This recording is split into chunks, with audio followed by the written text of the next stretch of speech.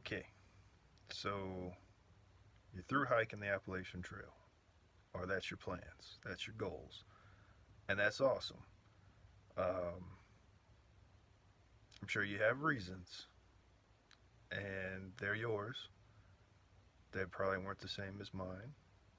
So,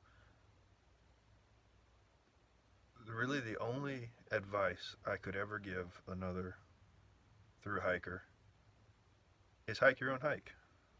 And when I started the trail, there was, I was going to do it my way. I had never done it before. I was out there on an adventure, learning as I went. And it was a learning experience. I changed things, I adapted, I evolved, and I made it through. I hiked my own hike. Now, I could sit here for hours and say, make sure you do this, make sure you don't do that, bring this, leave that at home. But I'm not going to because it's your hike.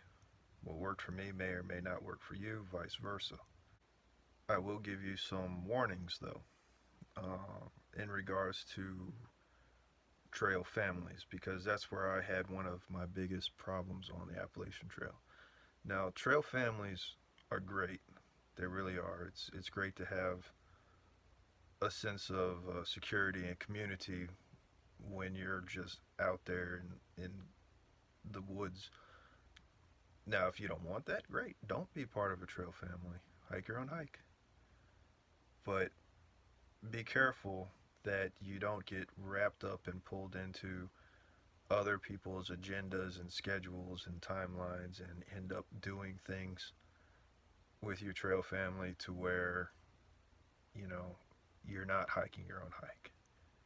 And, 2 months into my through hike, that's where I found myself, and that's what really, gave me problems going into my third month on the trail. Uh, but after that, I guess I kind of had three trail families. After the first group, it was a smaller second group, basically me, Buzz, and Ryan, hot tub, hot tub. I wanted to call him Joey so many times, don't know why. Anyways, so that was a smaller group, and we were hiking the same trail, same distance on, same time. Then Buzz got off the trail, and then I started hiking with Ragnar and Pockets and Joe Guinness and Cookie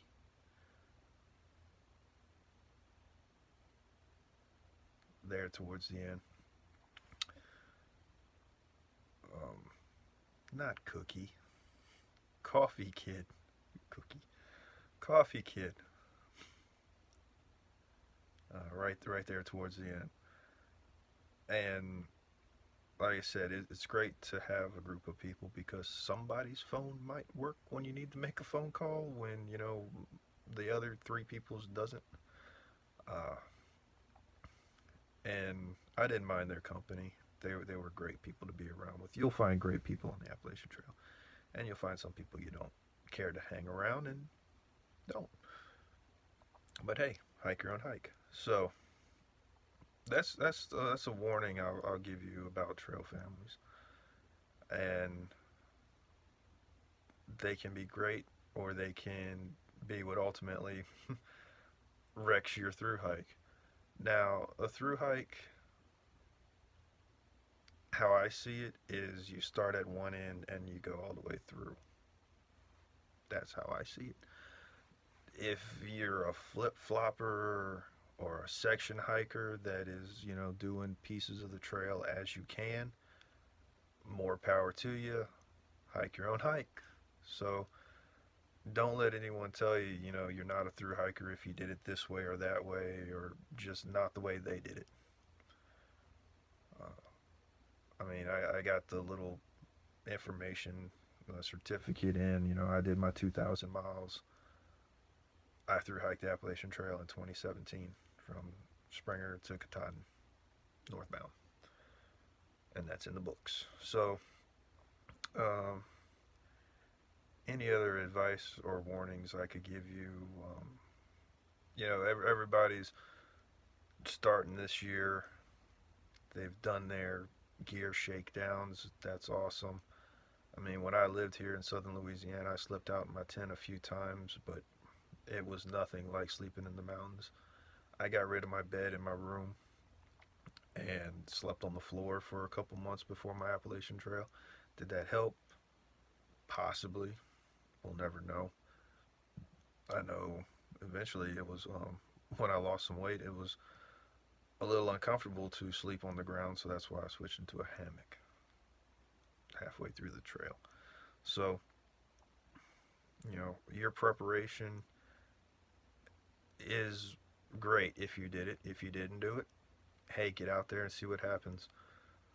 There are many opportunities and ways to change gear along the trail. Don't feel that you're stuck with the gear that you start with. I know I changed my gear a couple times heading through the trail. Now, do you need to be super ultra light? You don't have to be. Do you need to carry everything with you? No, you don't have to. You can, have a base weight of 4 pounds and wrap yourself up and shiver yourself to sleep in a space blanket every night. Or you can carry a 10-pound sleeping bag. Your choice. Uh, there's no wrong way to through hike the Appalachian Trail. There's easier ways, harder ways, quicker ways, slower ways, but there's no wrong way. So do it your way and hike your own hike. So, uh, you know, you're going to be apprehensive of getting out there in the woods. I know I was. I'd never done this before in my life, and the days leading up to February 1st last year, I couldn't sleep. I was so anxious to just get out there and leave. I didn't sleep the night that we drove out of Louisiana all the way up to Georgia, and 9 o'clock, getting into Amicalola Falls. I hadn't slept in the previous 24 hours and just went right on up to Springer Mountain, and that was pretty tough. That was tough. So a little bit of advice: make sure you get a good night's sleep before starting to climb mountains. It helps. And the whole thing about being nervous and having butterflies all flying around in your stomach, that happens. The trick is to get them flying in formation. So that's just gonna have to be what you figure it out. And enjoy yourself. You're out there, possibly a once in a lifetime experience, or you're just the outdoorsman where this is another section of trail to hike, and that's cool. um, a little bit of advice that was given to me that really struck true every day was that it's not a camping trip, it's a hiking trip. So don't bring things that you want to set up in camp and think that you're going to stay there for 2 or 3 days when you're really only setting up camp for a few hours, and then just packing up everything you want to carry and head out the next day. So, and another thing, I was fortunate enough to not suffer any serious injuries while hiking 2,200 miles through the woods. um, I know a lot of other hikers got hurt, um, physically, to where they had to get off the trail. I consider myself fortunate I was not amongst those ranks. That being said, please don't take any unnecessary risks. And I know I had my fair share. Like climbing up on that bunion in, howling winds just to take a photo and be like, all right, I climbed on top of it up in the Smoky Mountains. I'm like, okay, I'm going on. Um, Walking through thunderstorms, like those are the big no-nos. And I was stupid, but again, hike your own hike.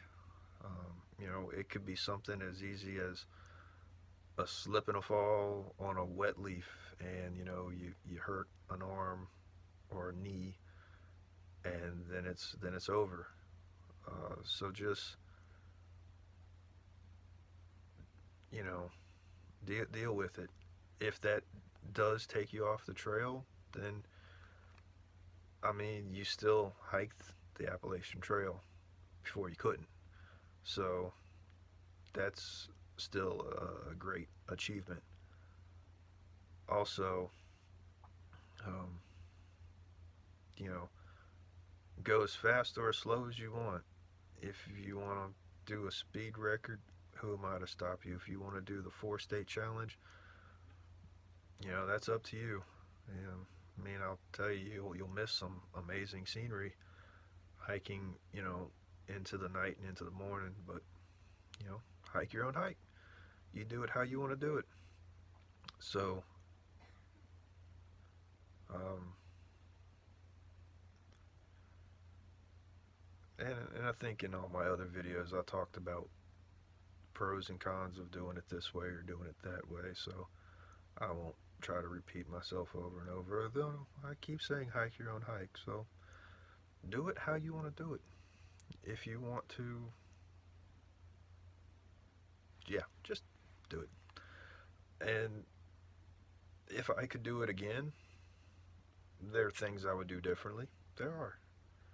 And there are things I would do exactly the same. So, what's next in my life, and I'm sure my upcoming adventures, I won't do everything the most efficient way possible, but I'm going to get through it. Um, Maybe that's just the stubbornness in me, and I think everyone that sets out to do a through hike of the Appalachian Trail needs a bit of stubbornness in them to just keep going. When the going gets tough, and you know the whole thing about don't quit on a bad day and this and that. Like, well, if your leg's broken, your leg's broken. You gotta quit at that point. Uh, and all the people that are negative towards you and says that you can't do it this way or you can't do it that way. A coworker told me to turn my haters into motivators. So, just put that in the back of your head that, you know, as petty as it may be, you're out there to prove everyone wrong that said that you couldn't do it. So that's another bit of motivation that you can have in the back of your head. But it's not uh, an impossible trail to hike. There are difficult sections of it to where they're more physically demanding, and the danger goes up a bit when you have no ground under your feet and you're scaling up rocks. Uh, but hey, it's possible, and if you're in the mindset to complete it, then do it and hike your own hike.